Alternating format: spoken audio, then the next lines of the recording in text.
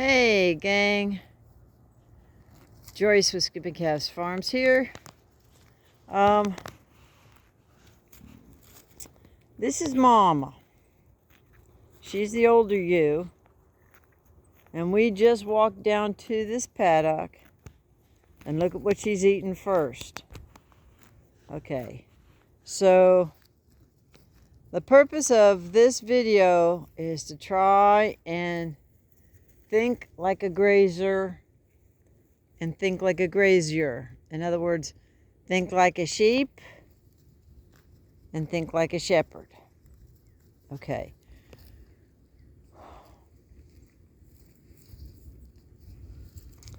If you're out of grass, if you're out of feed, you're out of business. Ask anybody who's had to feed their winter hay through a summer drought and went broke trying to do so. Especially with cows. Okay, what's my point? My point is I'm a couple. Number one, if you look, see how the fescue is growing.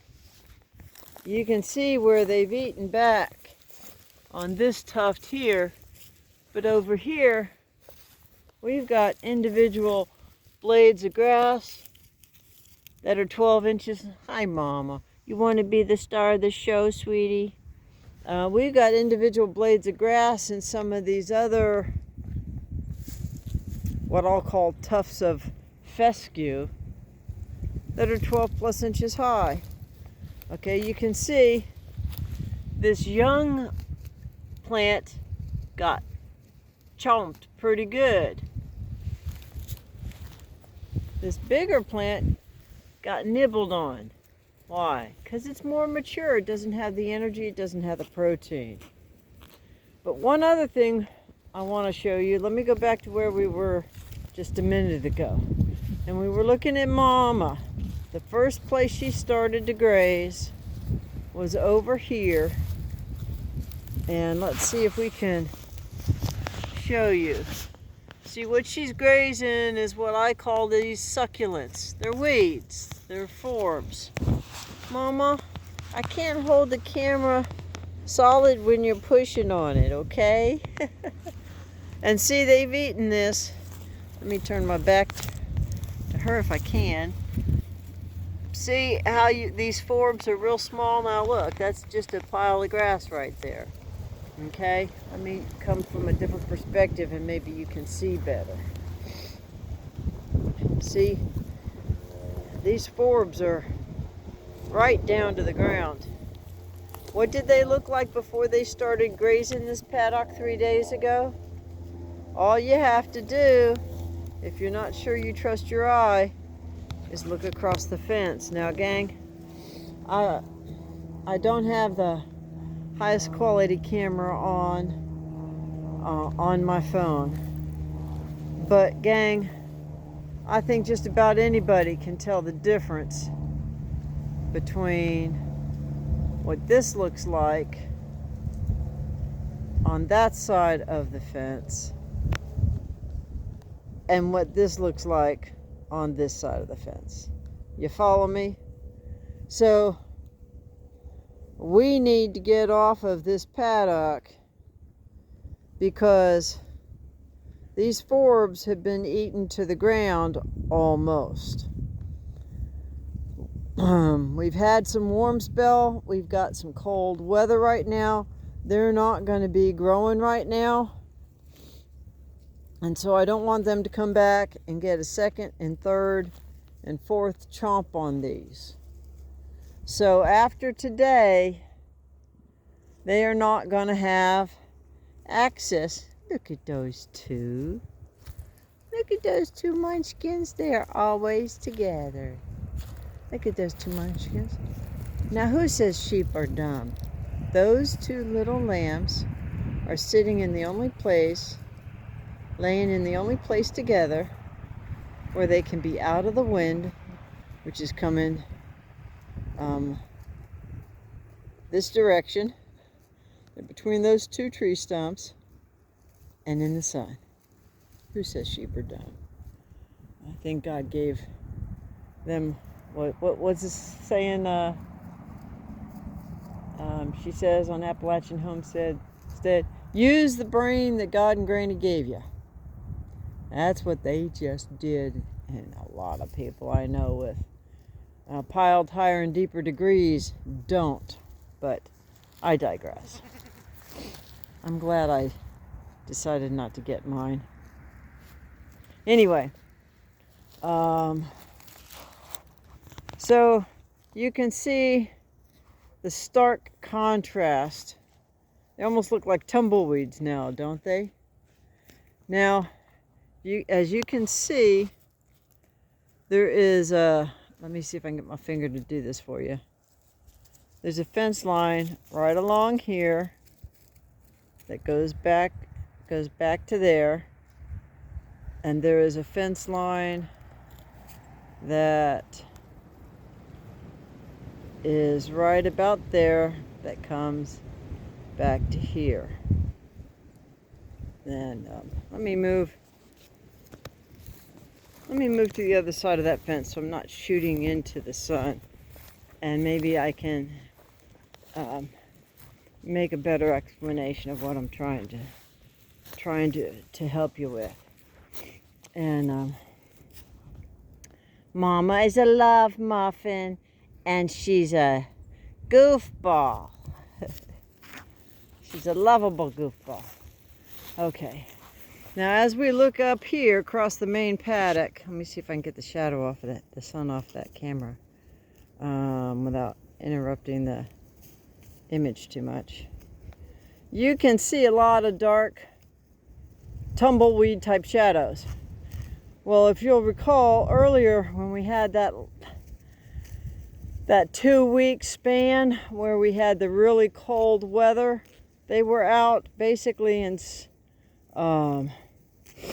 just conventional standard stalking in this triangle here for at least 10 days. And the forbs kind of show it. So does the grass, but they've not been back into that area. So this fescue is showing about 6 or 8 inches of growth that happened in February, early March, when we did have some warm weather. Now, this is the fence line I was talking about. It goes from the back of the truck box right across here over to here. They've had access to this half of the paddock. You can see the step-ins are still there, but the wire's not. This is the 3rd day they've had access to this half. They've had access to the other half for 2 days. What they've not had access to is this side. In my mind's eye, I can see forbs and grasses, plantain, and we've got even the broom sedge is starting to grow out a little bit. So everything is, there's a little bit of, I'll call it peach fuzz. There's a little bit of peach fuzz of the weeds and the forbs growing between the fescue tufts. But those fescue tufts, like that one that's right there in the middle, those blades are almost 14 inches tall at the tip. And if you look real close, I don't know if I can zoom in and if the camera will show it. Whoops, come on, camera. There. Those tufts, those are all pointy tips. They're all pointy tips because it's fully recovered.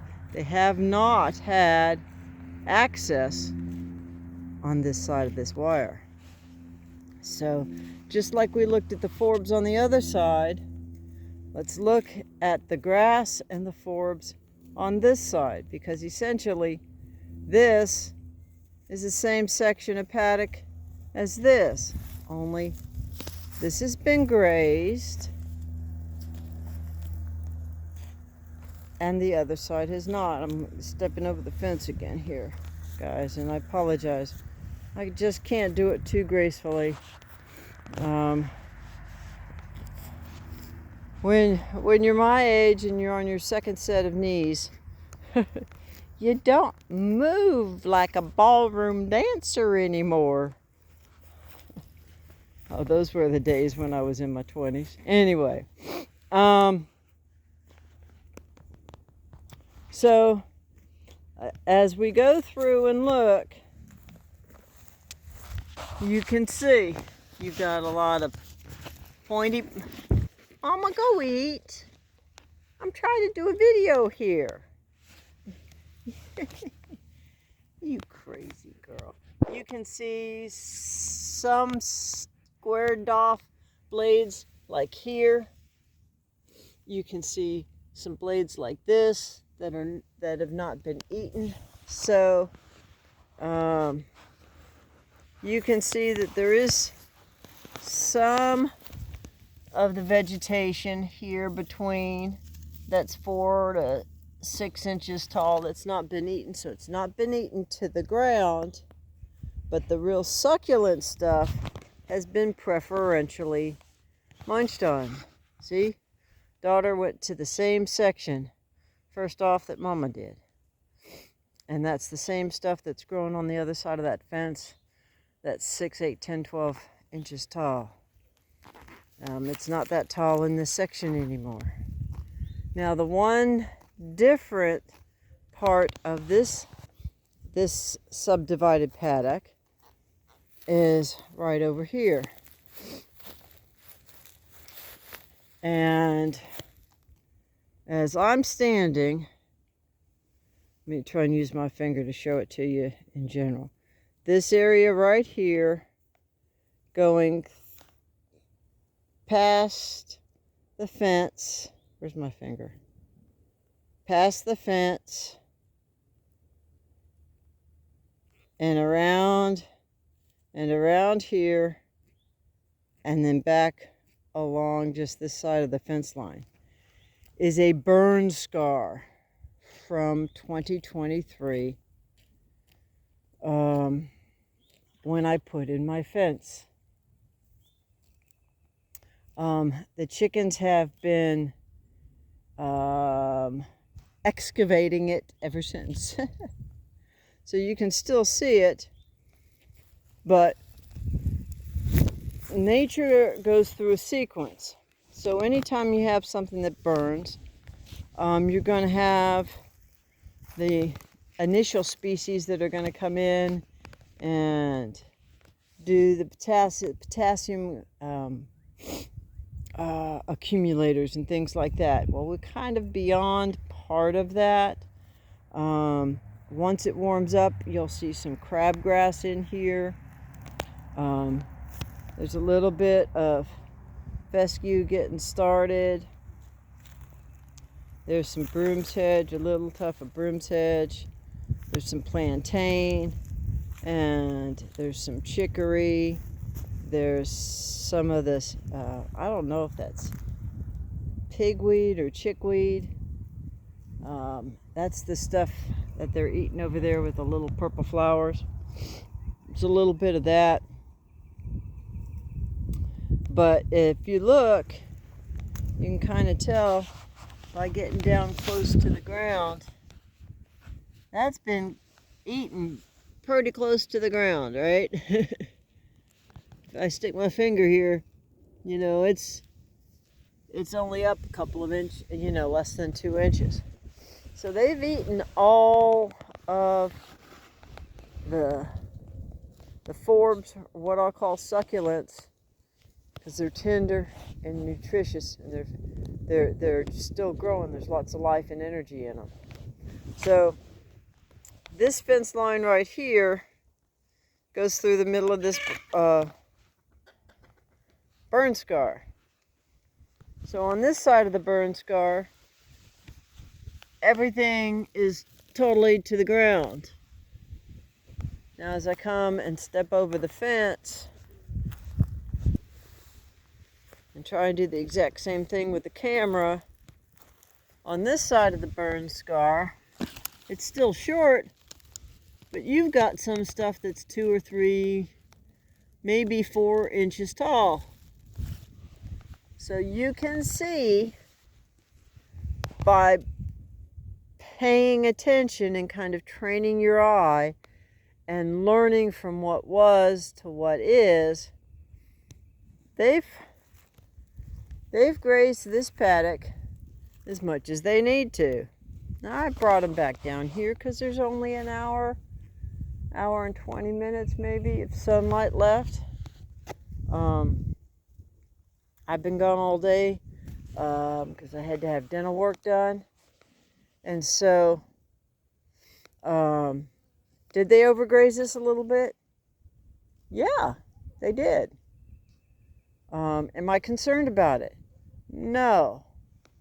Why? Number one, I had a specific reason other than negligence or laziness.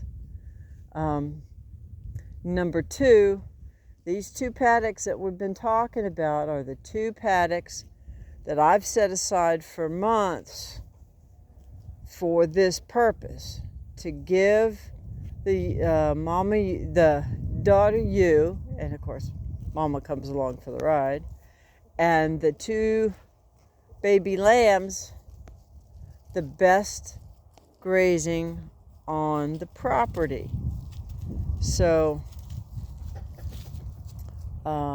that's what I'm doing.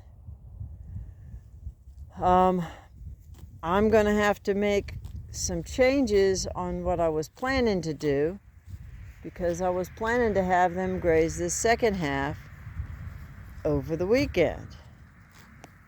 Now look, here's another thing to look at, okay? What's Mama doing? She is taking a second or third bite on that tuft of grass. That's what you don't want. You want to move your animals, as Ian Michelinus puts it, when they've taken one bite off of most plants. And they've taken more than one bite off of the succulents, but they've taken one bite off of most of this grass, even though there's a couple that look like they've been pretty much left alone. They're right there behind the tree. Daughter, they're right there behind the tree. Yeah, she's looking for her babies. She couldn't see them because the tree was hiding them. Now she can smell them. She can see them. So she's good. So I was planning on grazing over here, but I'm going to have to change my plans because my neighbors may be coming down. And we had an incident, one incident including an injury, one almost incident, and one incident that we were able to stop before it got started with one of their dogs coming over to this property. So after the sheep. I'm not really looking forward to dealing with that with the lambs. So I was planning on having them graze this area, but I need to keep that in reserve for safety's sake, for animal safety's sake. So I'll be chewing on it tonight and praying about it, and we'll figure out where we're going to let them graze. Oh my goodness. Did you see? I don't know if you can see this. Let me walk over here. Today is Thursday. On Tuesday, I did some spraying with copper sulfate. And I sprayed these sour oranges. And if you look at them now, they are almost in full bloom. Well, when I was over here on Tuesday, and you can see the leaves are coming out too. Let me show you. Here, we've got the leaves coming out, right? And here we've got the blooms, the blossoms coming out. And when I sprayed this with copper sulfate, fogged it with copper sulfate, Wednesday, Thursday, 2.5 days ago,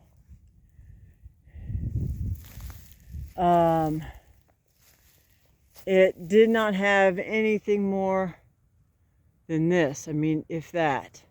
It was mostly bare. It was mostly just the thorns.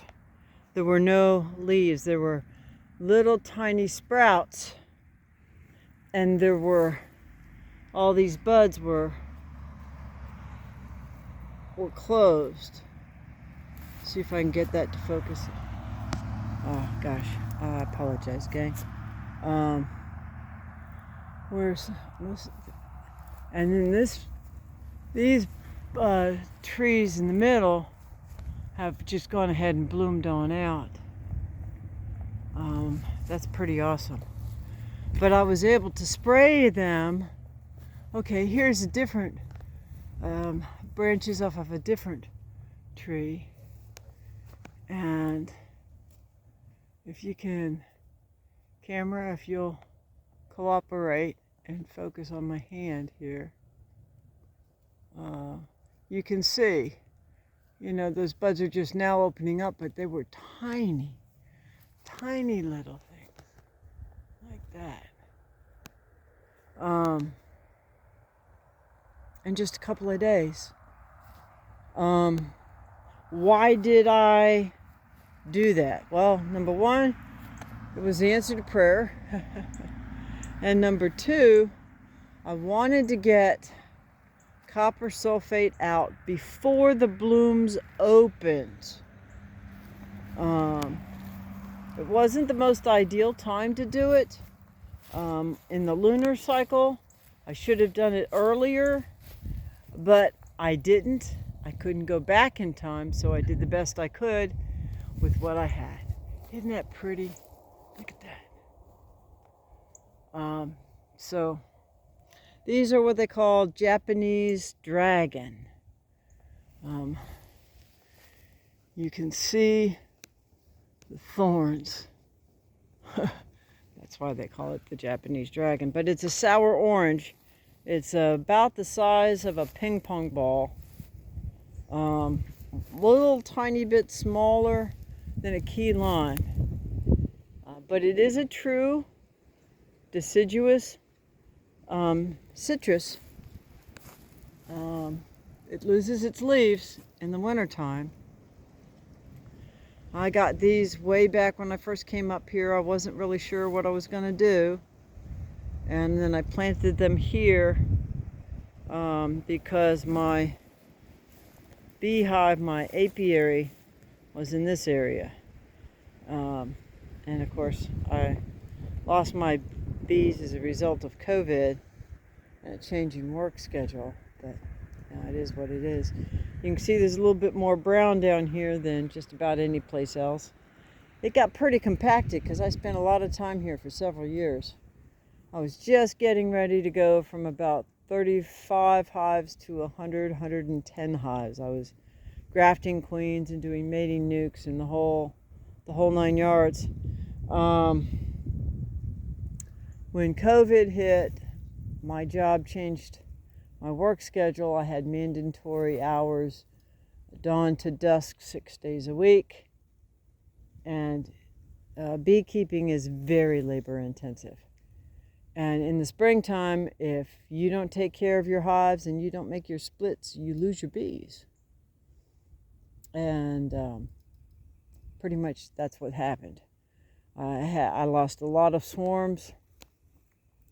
And then things being what they were, they split a second time and I wasn't here and I couldn't do anything with them. So I couldn't even really save very much at all. But that's water under the bridge. What's the point in all of that also, Joyce?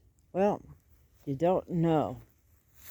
I don't know what's going to happen tonight. I don't know what's going to happen tomorrow or next month.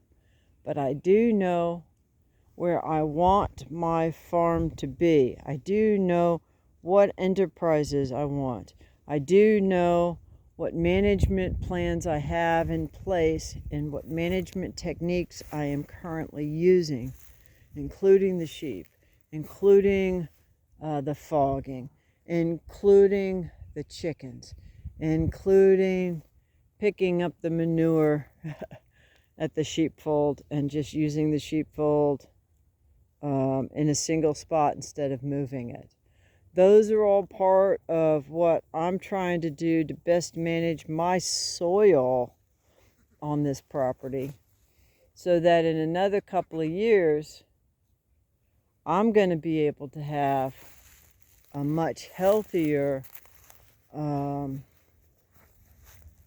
pasture. So if I can improve my carrying capacity of my land, then guess what?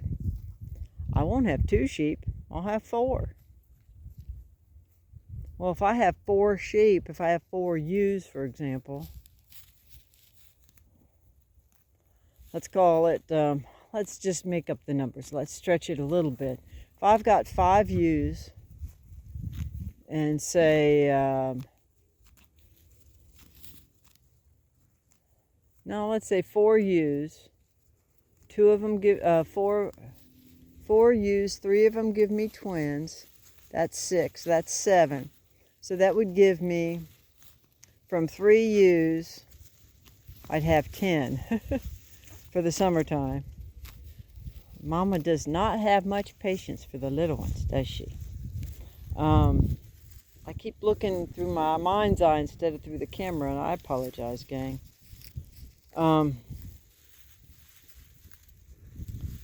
And the numbers potentially can grow exponentially. Of course, it doesn't really work that way because I have such a small piece of property, which is why I don't have cows to begin with.